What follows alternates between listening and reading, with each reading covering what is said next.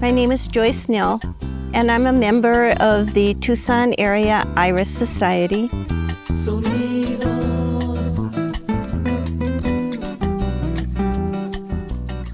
I discovered the Iris Society about 25 years ago, and they were having a show, and I joined the club, but I was working all the time, so I really couldn't participate until about 5 years ago, and try to grow irises here in the desert, which is totally different than trying to grow them in Minnesota or Illinois. So it was a challenge, but I have to say the members of the club were instrumental in giving me advice, helping me solve my problems, never making fun of my failures, and guiding us.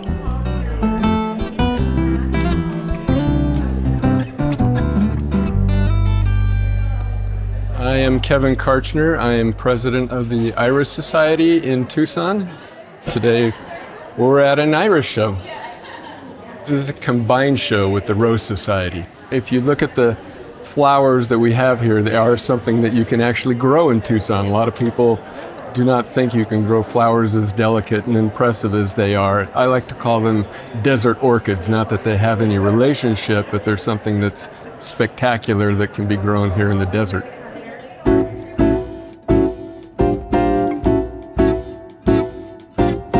Iris are fairly drought tolerant. You don't have to water them a whole lot, so that makes them a nice low water addition to your garden.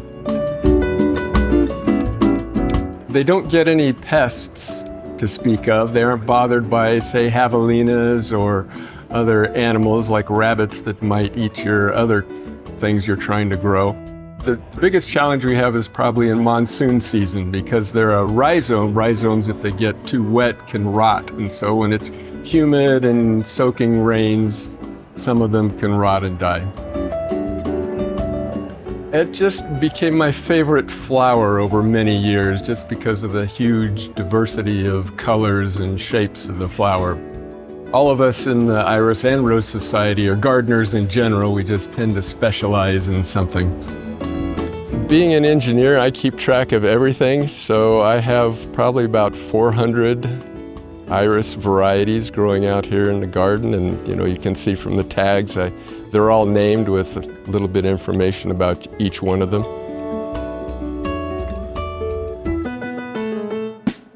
As far as total plants, you can take the number of varieties and multiply that by a dozen or so, and then you just quickly come up with, there's thousands of plants out here. And each one of those with multiple flowers, so you're looking at thousands of flowers today. I don't want to calculate how much time goes into this because I don't want to know. This time of year in the spring, it's not work at all. I just kind of wander around the plants and take inventory of things and do a little bit of hybridizing or breeding. The most work would probably be in the fall. When they get too crowded, they need to be divided, and then they have to actually be dug up. And the digging and dividing and replanting, that's the work. My granddaughter says I'm assessed, and just her word for obsessed, but that's just kind of where I'm at with the flowers, and right now I have the space and time to take care of too many of them.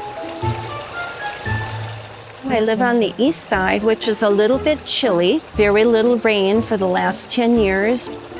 I have over 100 irises in my backyard. I grow some in ground, I grow some in raised beds, and then also I grow some in very large pots. I grow the full gamut. I grow historic irises, which are over 30 years old, and that is something I'm just interested in. I love the form of some of the very old irises. But then I also, every year when I get the new catalogs, I have to order even more. I'm addicted. I can forget about buying new clothes, but I have to have new irises. I grew up on a farm in southwestern Minnesota. My mom enjoyed flowers.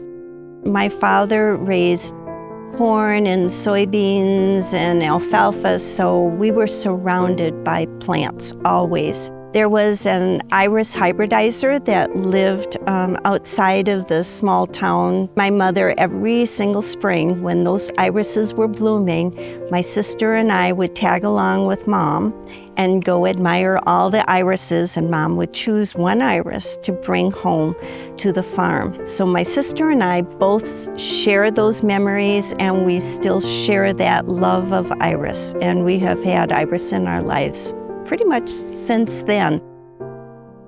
This is our front yard.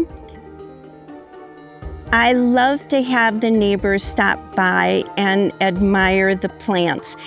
It doesn't matter their age or their sex. I have little boys who are around 10 years old who come and stand at the sidewalk and point out different flowers. And when I catch them, they always tell me how much they enjoy being here. There's a little girl who's just learning how to talk, but she has the word flower figured out. And she comes by with her mom and dad in a stroller, and she points out flowers. And so she's saying, flowers, flowers, flowers, all the way past here. And then every now and then during the summer, we find little surprises tucked in next to plants. I've received painted rocks. And one time I found a little plastic dinosaur tucked in with one of my plants, which I just think it's great. Maybe this means there's some hope that future generations will become gardeners as well.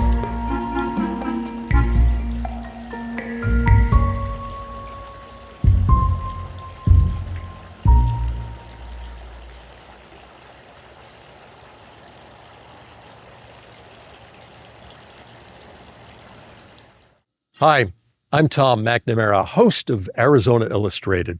Thank you for watching this story from our show. And for more local content from Arizona Illustrated, just click right here.